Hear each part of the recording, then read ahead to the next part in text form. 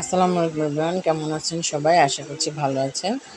আমি আজকে আমার রেসিপিতে রেখেছি 5 রকমের সবজি দিয়ে ডাল রান্না। আমি এখানে নিয়েছি পেঁপে, চিচিঙ্গা, বরবটি, আলু এবং শসা। এই দিয়ে আমি মসুর ডাল দিয়ে রান্না করব।